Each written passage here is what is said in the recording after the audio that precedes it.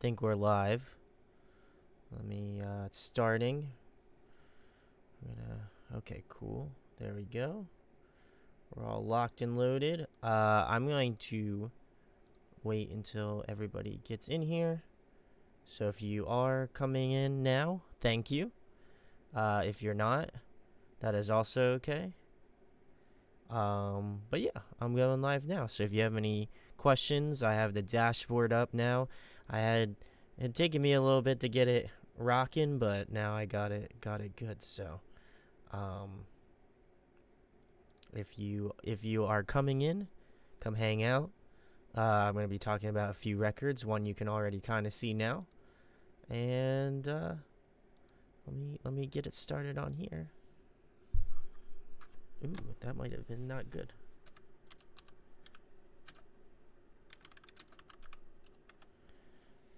Alright, so we're doing that. Nice, I got another notification. We're going live. It showed up on my phone, which is always a really good thing. Make sure it's working, Yep, I know the internet can see me, so I am good to go. Hey, what's going on, Megan? How's it going? Hope your holiday was really good. But yeah, tonight, I'm going to be talking about some records that I missed out on. If you like this series, let me know. I'd like to do more of it. I very rarely get a time to, actively think about a record that I'm reviewing and stuff like that. And I think it alleviates a lot of burden to just always have, that written down thought and stuff like that. And I think as a reviewer, sometimes it can just be burdensome to always have that really just witty and insightful thought process. So I am excited to do this more. I will probably wind up doing it for not only the albums of the year EP list. I'm gonna just compile them together to make my life easier. But I'd like to do it at the end of each month. I think that would be very cool, and also it's a good way for me to not just overly stress on stuff. And my whole goal for 2020 is to be just a little bit less stressed. I mean, who doesn't want to do that? But I think for myself, like as of recently, I've been feeling the stress and not feeling the need to make videos, I guess, as much. So it kind of it's just been kind of burdensome to me to make videos recently. Not that I don't want to, not that I haven't been doing them. It's just sometimes I just don't feel that in that mood to do it, and it might just be how I feel this time of year. But I figured, I'm always pretty honest with how I feel about certain things, so I wanted to give you guys just an idea of what's been going on. Yes, Megan, I totally agree. So I don't know why I didn't do this sooner. Should have definitely done it way sooner, but I guess sooner is better than later. But I'm going to go through a few records that I was really stoked on that unfortunately I hadn't either gotten a chance to listen to. Number one. B, like I wanted to do, but just again, due to lack of time, I hadn't been able to do. But I hope you guys like this setup. Like I said, I'd like to be doing more of these like live interaction videos. Almost kind of like a reaction based video, even though I kind of do a little bit more research. But yeah, so the first one is Kitsune and their new record, Nothing Makes Me Happy Anymore. Shout out to my boy Curtis. We have been friends for a very long time. I actually had interviewed his band forever ago, and then Joel, who used to be their guitar player, is now in Cliffside, which is another great Vancouver-based band. I know he recently moved, but he released a record that I was telling him I needed to do a review on, and unfortunately never got around to doing it either. But I had listened to the record, and again, I wanted to do that one. So this reminds me. Well, let me just say it's like a post-hardcore band from Canada. I think he did most of the work for it, if I'm not mistaken. But a lot of the influences that I felt like he was pulling from were bands like bands like Seosin, like old school Seosin, like with Cove in it, and also as well as that bands like I'm blanking. It's coming back. Secret and Whisper is another band that I feel like he draws a lot from. I know that they had done a record with one of the members of that band, so I feel like that influence is heavily felt in a lot of the music here. But I think that Kurt's got a fantastic voice. I was kind of, a little bit distraught at the fact that this band might not have been a band after they had some member changes and stuff, but I'm glad that, Kurt was still around to do it and still wanted to do it, even though given the job that he does can be a little bit difficult. But this record is really great from front to back. Honestly, I don't think there's really a bad song on it. I had listened to it maybe more than, I don't know, like a couple times through, maybe like 2 or 3 times through, and it's just awesome. Like, if you're in a sense, it just reminds me a lot of like a timepiece. Like, if this band existed back when, Seosin was popular, or maybe even like shortly after Cove left, I think a lot of people would be, very into this band, very into this type of music. And, I think he did a fantastic job. The tracks in general, I don't think there's one that sticks out to me the most, but they all sound really great. I think that if you're a fan of like old school post-hardcore, like early 2000s, and I know a lot of bands as of lately have been trying to, continue that wave or that resurgence of that type of music, this is right up your alley. Go give this one a listen. It's really heartfelt. I think I don't really particularly talk about lyrics on this channel as much as I would like to, but the lyricism on this record is also fantastic as well. I think that it really has this sort of like, I guess I would say like an emotional detachment to like the world and stuff like that. And, just having this sort of like this distraughtness of like feeling empty. And as of recently, I've kind of, clung to that mentality, and so I felt like this one definitely resonated with me on a lyrical basis, but I think musically it also drew me in as an artist. That's the type of music that I grew up listening to, and I know that when we had talked the last time, that was heavily talked about in terms of the influences. So I'm glad that those moments, those bits, were able to come out in a record like this. Go give them a listen.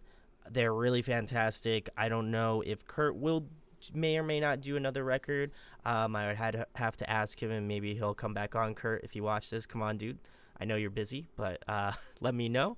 But I felt like this one, I couldn't not get out to everybody checking out the channel. I think this one is one that I feel like my fan base would really enjoy, and I know that I would say hardly anybody on YouTube has talked about this record, so I wanted to give it some love and check out Kitsune. So we're gonna move into the next one, which is another Canadian band.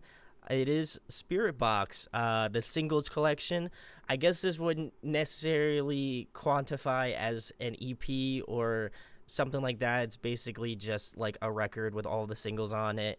And I'll also be talking about Rule of 9, because I also feel like that's not technically a part of this collection, but I really don't have another spot to put it in, and I feel like I want to talk about it. So Spirit Box, they are a fantastic band from Canadian land, more specifically Vancouver, and they are awesome. If you had not heard about them, their vocalist Courtney used to be in a band called I Wrestle a Bear once, and then her and her husband started this band. Her husband was also, I believe, in I Wrestle a Bear once. I saw it on some sort of I believe it was an Instagram Q&A, if I'm not mistaken, but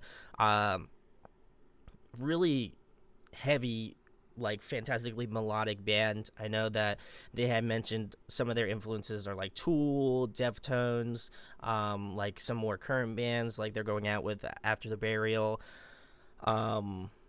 they draw from a lot of really different influences. I know they would probably get compared with Ginger, which is a band from, I don't want to guess it because I don't want to be wrong, but they are also sick, so you should check them out. But getting back to this band, they had released a bunch of singles, which I think is very cool, and I think that is also kind of the mode of which most bands are going to be doing stuff going into not only the new year, but I think in general. I think a lot of bands do better with singles because it's more constant material. Stuff comes out quicker just because singles will not take as long to mix or master. And I think just the I guess I don't even know how to elaborate it, but basically, like, I feel like people's attention spans are a lot shorter. So a single is great because you can get a bunch of singles out and people can check them out every couple months, and it's really good for the band because it's just a popularity thing, which is good in a sense, but also at the same point, I think that I'm old. I'm not gonna reveal my age, but you could probably guess. But I'm pretty decently older. And so for me, I love albums. I still pick up records. And, I feel like now in the days of streaming and stuff, those things become more popular. And so, bands in general probably will not waste their time doing a full length if it's going to take them a couple months to record. They got to mix and master it. They got to post about it. This just streamlines the process so much more. But this isn't a business segment. I just wanted to kind of put that out there as my own personal thoughts on it. However, my thoughts on this singles collection, I think it's fantastic. If it is considered an EP, it would probably be one of my favorites of this year. Granted, some of the songs came out in early 2018, I think, or late 2018, and then also in early 2019. But this track's singles collection, however you want to arrange it, EP, I think is really fantastic. If you're into female singing, which Courtney does a fantastic job of, and you're also a fan of like really kind of genty, metalcore, progressive riffs, this is the band for you. Some standout tracks that I like. I love the first track, Perennial. That one's probably my favorite, just because there's a lot of clean singing, but I think that paired with just the ethereal qualities of the song, I think that one is just beautifully arranged, is heavy enough. It's got, I think, a little bit of screaming in it, but I think overall it's just a fantastic mix of heavy stuff. If you want like a heavier song, I'd say like go with Bleach Bath or like Bella Cara. I would say those two are definitely the heaviest tracks off the record. I'd say Bleach Bath is kind of like in the middle a little bit. It's kind of got like a 50-50 split, but overall I think that again, all of the songs are singles, but I think overall the first track, Perennial, is the one that got me the most. I think all of the music videos that they've done for each song has been beautifully, like, just colored, and it's just, I think the whole vibe of what they're doing, I think, is the next wave of what bands will be doing coming in the coming months, as like new releases come out, because they do a really good job of kind of looking at the whole piece, not just like, okay, we have some really great music. I think they really encompass it with a great music video, and then they have like a song come out like every couple months, leading up to the release. So it was really cool. I'm excited about it. I'm excited to see what they do next. Rule of Nine was really awesome too. I think they're kind of continuing in the same direction, which is always a good thing. I don't feel like they're stranding too far away. I think this song is also uber heavy, which is definitely really cool too. But if you haven't checked out this band, they're one of my favorites of not only last year, but this year in general, just because the singles collection is out now. But fantastic EP, from front to back. I really, again, don't have a particular like bad song off this EP. I think it is 10 out of 10, one of the best EPs or collections that you'll hear this year, just because they're doing something that's different, they're doing something that's fresh, and one of those bands to keep an eye out for in 2020. So we're going to move into the next one, which is a pretty current one as of a couple days ago. I have probably only given this EP a handful of listens, and I don't feel accurately or I don't feel prepared to talk about this, but I felt like I wasn't going to get any other opportunity to talk about it. So I figure I'd do tonight to talk about it. But if you don't know, this is a Bring Me the Horizon EP. I am not going to say the name of it because I'm A, going to butcher it, B, it's too fucking long, and 3, it's not happening. So this EP is very different. Different for me. I know that Bring Me the Horizon has always had their hand in the cookie jar in terms of electronic music and like lo-fi and stuff like that. They're really actually no strangers to this, but this whole EP in general feels like a hodgepodge of different electronic beats, samples, kind of ideas that they had floating around past Amo. Which I thought Amo was actually very good, despite what other people thought about it. I think it was really well executed. They're always doing something fresh. They're always doing something different, and I think as a reviewer, it's something cool because it's something I never expect from a band every time they put something out. But this one has some really interesting, some really good features. Some I wasn't really expecting. Some I felt like were kind of played up and wind up working out pretty well. The insane one that if you've listened to the EP you already know, but they had a feature with Halsey, which is very cool. I did not know Halsey was a fan of Bring Me the Horizon, so that's very awesome in and of itself because she is a pretty prominent pop star. So to have her like that sort of stuff, I know she's a big My Chem fan per her most recent posts, I guess. And I guess her beginnings were a lot of that stuff growing up too. So much respect to her. But I think their song that they put out actually was one of the best ones off the EP. I thought her voice paired super well with Ollie's voice. Again, it was more electronic influence. I felt like it was a little bit less guitar. There was a little bit less of real instruments, and it felt more along the lines of like, electronic EP or an electronic arrangement. It wasn't something that I was particularly super keen on, but I think that the way that they do things is always interesting. The track with Lotus Eater was awesome. If you haven't checked out Lotus Eater, you need to go give them a listen. But I felt like their mashup was very good. They had some heavy moments in that track. But I think the big thing for me is that, and the one gripe, I think one of the biggest gripes that I have about the record is that it is sufficiently long for being an EP.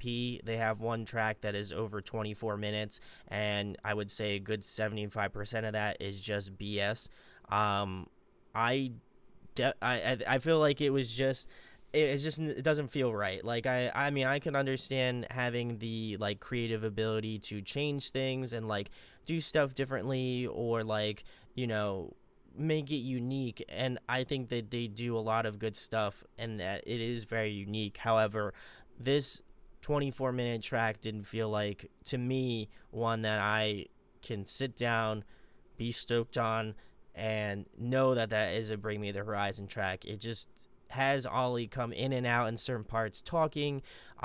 There's some like electronic kind of like overlay underneath of it, and it just doesn't scream to me like they're really innovating as a band. I felt like, again, Amo was a good change for them, just because I feel like Ollie can't really scream to his fullest potential as an artist, and so I think it is a good alternative for them to not only keep Ollie in the band, to not like push his vocal cords to make him worse, but I also feel at the same point like, as a vocalist, I think he has improved a lot, especially his clean singing. I think he's done some really good stuff with that.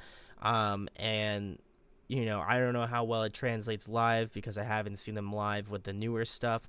But I know Jordan does some live singing, and so to me, this EP kind of fell flat for me. It wasn't one that I was particularly just super keen on. I was cool that they just kind of like dropped it out of nowhere. I think that was very cool, and my opinions on them going kind of the more let's put out EPs direction, I think is very good. I feel like Our Last Night really kind of started that or Bill Murray are two really good examples. They're both bands that are pretty DIY, and they've released two EPs this year. In general, I think Our Last Night is a little bit more cohesive. They did kind of like the first side of the coin and the flip side of the coin more recently. And then Bill Murray's just kind of like, I just want to do what the hell I want. And then he just puts songs together and they're awesome. But this one just didn't feel right to me. Again, I was pretty decent fan of Amo. I think that one was really just well executed. But this one just, again, fell flat. And I wasn't really kind of drawn in like I've been drawn in with a lot of Bring Me the Horizon stuff. I loved their previous record to that, That's the Spirit. I think that they did a great job with that record. Sepaternal, still a fantastic record to this day. Pray for Plagues. So I've been a fan for a very long time. Early on in their stages, Count Your Blessings, like If There's a Heaven, blah blah blah. I don't really know the rest of it. I know the rest of it, but I don't want to butcher it, and well, it's live, so I probably will. But it was very interesting. I think it's one to at least give a listen to, but I don't think anything more than that, unfortunately. But I hope to see what they do next. I think that the EP format is what they're good at. I think the full length that they did with Amo is really good, but there are certain tracks that felt like if they took them off, it could be a solid record from front to back. So I'd like to know what you guys think about it. I know we're live currently, but if you have any thoughts on it, leave them below. I'd love to hear what you think about their new record. But I like the thought process behind the two EPs, or the EP, at least an EP of the year. I think that's very smart. So we're gonna move on to the next one, which is, I hope I don't get not copyrighted. I hope I don't get flagged, because this is slightly, I guess not really, but whatever. We're gonna continue on, this is Daniela Andrade's new record, Tamale. If you are friends with me on Facebook, or you checked out the Audio Diction, I don't know if I made an Audio Diction post about it, but I know I made a Facebook post about it. And this girl I've been a fan of for a very long time. Well, she's not a girl, this woman is awesome. I've been following her music for a while. I actually found out about her through her YouTube videos, most likely her covers. One of my favorites is the Telegraph Ave one that she does, which is a Childish Gambino song. I love Childish Gambino too, just saying. I feel like I had to get that out there. But this EP is awesome. I think no one has done a review of this one on YouTube to my knowledge, but I could be very wrong. But I wanted to give her some limelight. As many of you know, I primarily do more metal, post-hardcore, metalcore, stuff like that, but I love delving into indie, alternative, like pop stuff every once in a while. I think that's really great, and this record really blew my mind. It has kind of some like lo-fi, like electronic elements to it. Her voice reminds me a lot of like Ellie Goulding. She has this really kind of wispy, sort of like angelic sort of voice. And just like the way that she incorporates like her heritage into the music is very awesome too.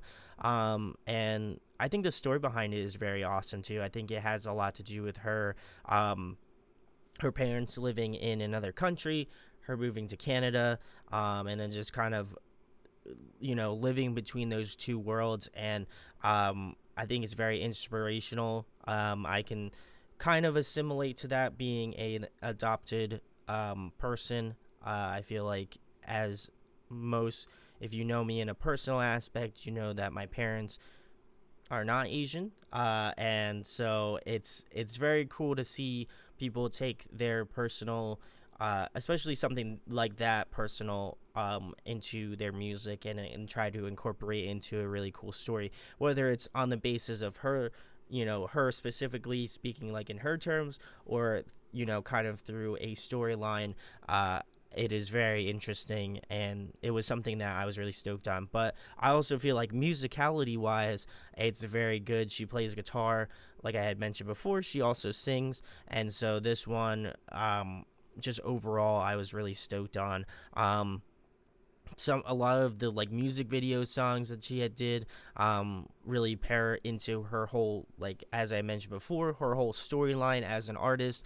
And I think it's well executed. The way that she has been doing stuff has been really fantastic over the years, and it's cool to see her get more popular, as an artist. I think she's well deserving of it for sure. And this EP is, definitely amongst some of my favorites of this year, just because it's so different for me to listen to. It's one that I can, put on when I'm driving home from a show. If it's like rainy out, I think that's also like a perfect record to put on as well. But I think her voice is just really just soothing. It's really, it's really like delicate. It sounds very weird to say something like that, but it is just so just atypical from what you expect from me, and also what you hear too. And just I think the softness matched up with like kind of her more like jazzy approach to like the guitar phrasings, like the chording. The bass lines are really fantastic. The drumming is again in the pocket, and I think that really suits her vibe as being kind of more of a chill artist. But go give this one a listen. I think it is again a fantastic record from front to back.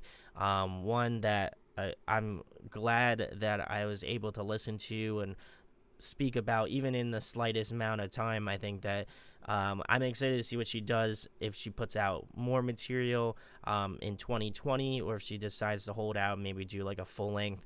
I think that would be very cool as well.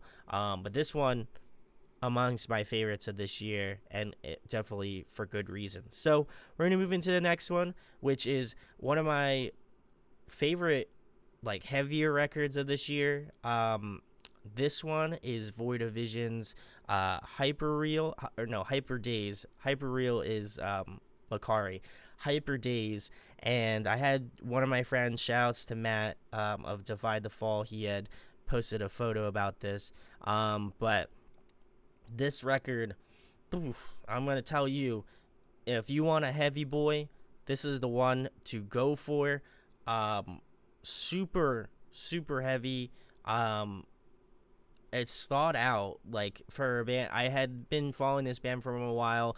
They're from Australia, again, the land of the most kick-ass musicians. I think a lot of the great metalcore bands that are coming up now are, no offense to Americans, but are coming out of like international waters, and it's awesome to hear, because I feel like everything that a lot of bands, not only in Australia but like Europe and Japan, they're always doing something different, something unique, and this feels very much in line with that.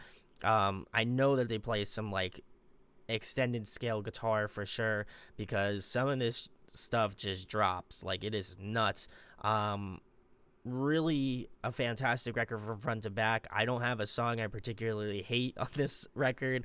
I know a lot of these are just going to be kind of like, for at least for, I would assume people would think that I'm just softballing a lot of these reviews, but honestly, this record is one of my favorites of this year, and I am not afraid to admit that they are. They have some heavy riffs. If You Hole in Me is awesome. Babylon.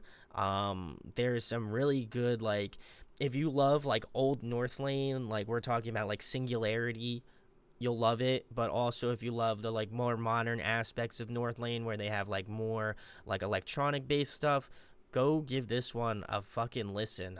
It is awesome. They have this really kind of like the way that they interlude certain tracks on this record is just mind blowing to me because everything kind of like works together in this like beautiful way, and so I think they killed it. I honestly, that is my all my words that I can say about this record is they absolutely killed it. It just has that it just has that, it's got that sauce. Like I can't even explain it to you. If you haven't listened to it this year, please go listen to it. I have, well, behind you is looks like nothing, but is actually a green screen. And I would pull out the record, but I would mess up the green screen, so I'm not gonna do that. But it's one that you should go give a listen to because it is awesome. If you're a fan of like new and modern North Lane, you'll love this record. I have no doubt in my mind, and if you don't, feel free to at me on Instagram or like on Twitter or whatever, because I would be very remiss if you didn't enjoy this record. And yeah, I also forgot to put another record on here, which is ironic because it is North Lane's newest record, Alien, which I will talk about right now. I'm going to blank this out real quick because I imagine, I don't know, somehow through post, I'll just add it on at the end. We're gonna talk about the we're gonna talk about the next one. We're really doing the Lord's work out here, which is City in Colors, A Pill for Loneliness. I've been listening to this nonstop for the past couple days. I picked up the new vinyl for Boxing Day, which is awesome. Shoutouts to Boxing Day. But this record is awesome. I've always been a massive fan of City in Color. I think him as an artist, he just does some really just great stuff. He's been one of my favorite artists I would even say over this decade, because he's just made something that's always in his wheelhouse. Like there hasn't been something that I feel like he hasn't done well. Like all of his material that he's done. Also, if it doesn't look like I'm looking at the screen, it's because I'm actually not, but I assure you I'm here. But everything he does is just so unique, and just so interesting as like a folk artist. Like this record, I think, in terms of like musicality, in terms of like what he's doing differently, this one, he went all out. Like honestly, he did something that I wasn't really expecting him to do. There's I think it's like Mountain of Madness, or like something in terms of mountain. I don't remember what it's called, but it is awesome. Also, as I go back to the literal first thing, I think it's called like Mountain of Madness, I'm pretty sure, or something akin to that. It's like a soul song. Like his voice just cuts through that song like butter. The first track, I think it's like something lightning. I should probably look this up, so I'm gonna do that now. That track gets me every time. I really feel like that Living in Lightning is just really good, and I think overall, like the whole record, I think it's just great from front to back. I haven't felt this way about a City in Color record for a little bit of time, not because I feel like his writing is not great. I think his writing has just been great, spanning over, the many records he's put out. But this one just felt right to me. Like all of these songs just hit in such a beautiful way. Living in Lightning's a great opener. Another one that I felt like was just freaking fantastic was Difficult Love. That one just hurts. You can just feel like that soulful emotion to it, and I love it. It is Mountain of Madness.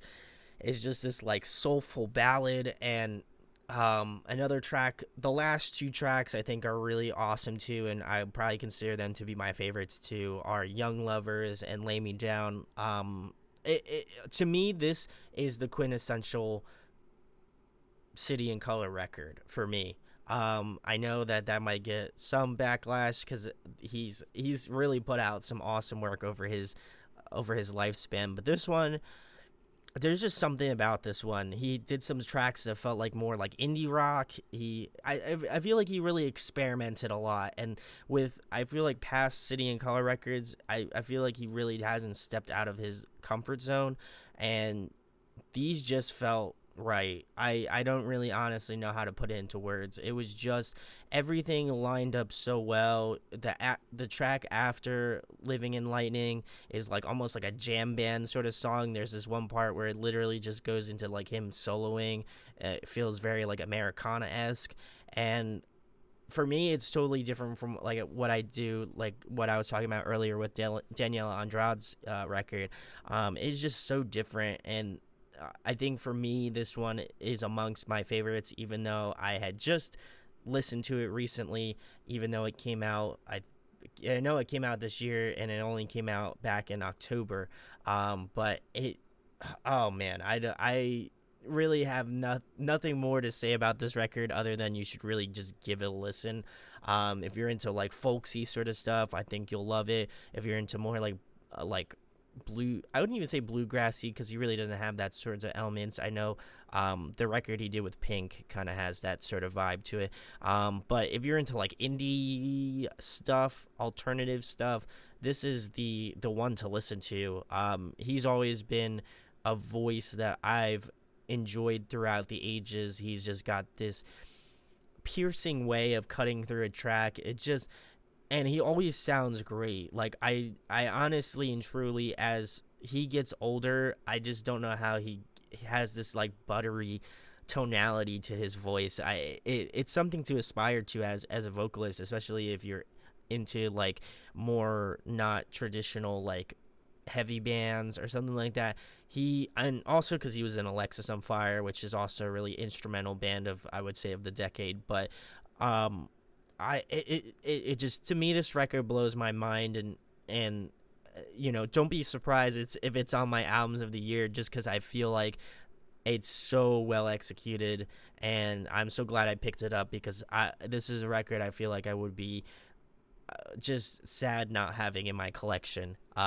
It is one from front to back a great listen, and if you're into those like indie soft vibes, this is the big tamale here. No pun intended from the tamale joke I made earlier, but yes, this is the one to give a listen to. So we're gonna move into the last one, which I added on the spot, but I feel like it is very appropriate to what I was talking about earlier with Void of Vision, which is Northlane's newest record, Alien. This one, I'll be honest, I didn't get into at first. It was one that I felt like it was good upon first listen, but I think more recently, as I've just been kind of going back and listening to the records that I've done this year, this one I had to add on. Like, I know somebody had mentioned it to me last time I did a live stream, and which was last Saturday, and I felt like a big dummy for not doing this record, because it is awesome. It is everything that I've wanted in a Northlane record, and for me, Marcus has been kind of hit or miss.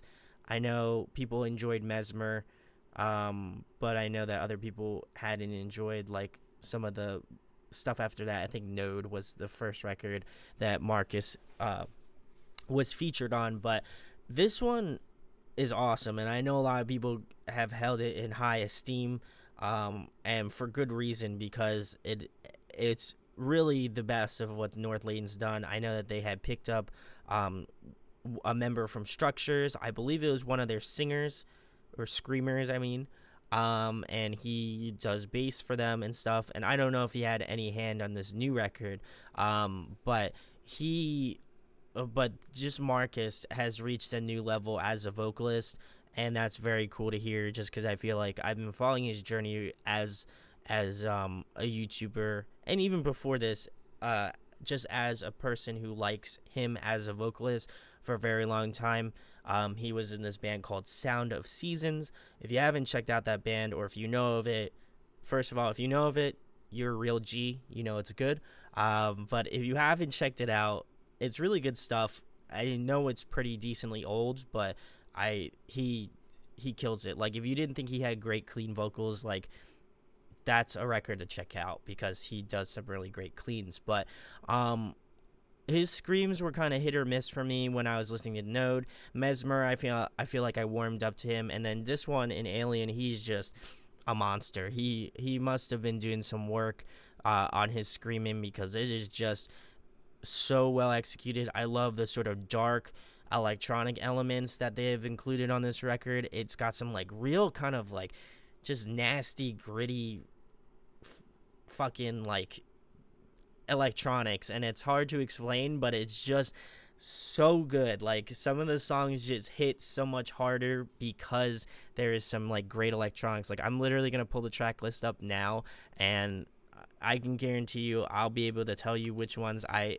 really enjoy and like which ones that I felt like were just like super nuts. Also, I love how I changed this on here but didn't change it on the other thing. So shout outs to OBS. Love you guys.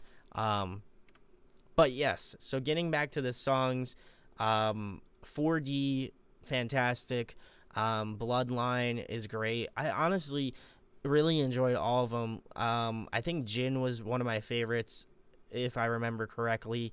Again, I'm going off of just text and kind of memorability of the songs, but that was great. I think the first single that they have released before they like kind of announced their new record, Vultures, was awesome. That one was just brilliantly heavy, and Marcus just sounds like of a monster in that track, which is awesome. And just overall, I think they've really kind of expanded their sound.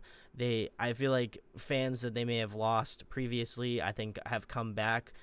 So if you were an older North Lane fan and kind of dropped off after Marcus came back, I'm curious if you came back and listened to this record or not. But this one was awesome.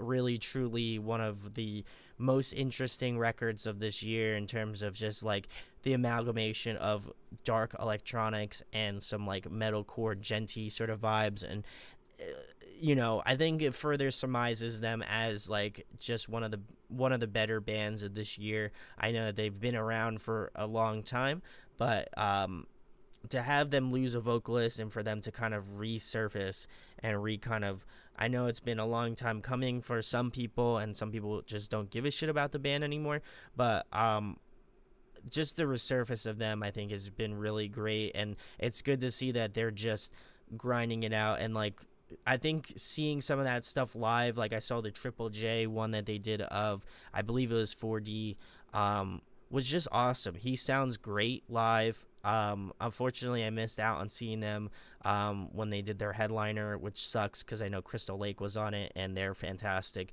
But this record, I think, is one that you shouldn't sleep on. If you're like me and you've been listening to it for a while and you're dumb and you didn't do a review of it like I'm doing right now, please go give it a listen. You still have a couple more days and you can add it to your albums of the year, because we all know that's where it's going to go.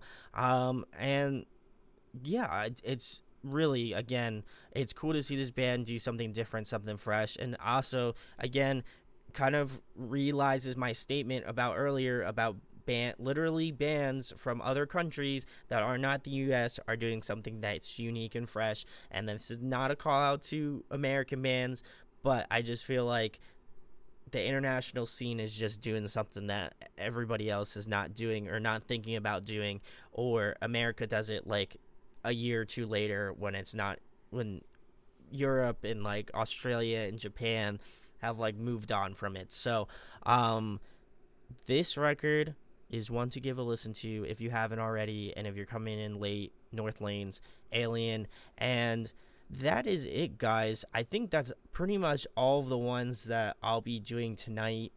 I probably will not add any more. I really have done a lot. Shout outs to YouTube for not even putting some of the videos that I had on my albums of the year playlist, or not albums of the year, just album reviews in general on the playlist, because that is frustrating. But yeah, let me know what you guys think about these records. Some of them feel more along the lines of EPs, and that's cool. But I'd say generally a lot of them are records. But curious to see what you guys think about a lot of these albums. I'm probably going to be doing a live stream of just all my favorites. I think that would just be a lot easier than to just not be hella stressed about making 3 videos. So I will be doing that live on, I believe I'll do it Monday because New Year's Eve is Tuesday in the United States. So I will be doing it live on Monday, probably at around 9 o'clock p.m. Eastern Standard Time. So come back to the channel. Let me know what your favorites of the year are. It's going to just be, I don't know. Honestly don't know how many I'm going to pick. It's just going to be my favorites of this year. I feel like me picking a favorite for this year is going to be just super difficult, and there's a lot of amazing artists out there, so I don't want to just have a tier list of records. If you would like to see a decades records of the decade, I will heavily consider it tomorrow. But I think for now I will do the live stream of all of my favorites from this year. So if you want to come in, hang out, get a snack, watch me literally tell you all of my favorite records of this year, it's going to be awesome. I'm excited. I think it's definitely more exciting for me to interact with a lot of you in person. Well, not in person, but over the internet, to tell you what my favorites are, and you guys can kind of give me a live feed on what your favorites are from this year. So, thank you guys for hanging out. I know that there's one person watching this, and I would assume it's probably one of my family members. So thank you for whoever it is. I assume it's my sister, so shout outs to you. And if it's not, then that's also cool too. But I'm excited. I think this year has been, again, really awesome in terms of music. And if you've just been kind of sleeping under a rock, hopefully some of these videos will catch your ear. You'll be able to check them out, and you'll be able to check a lot of these bands out because they really put out some awesome stuff.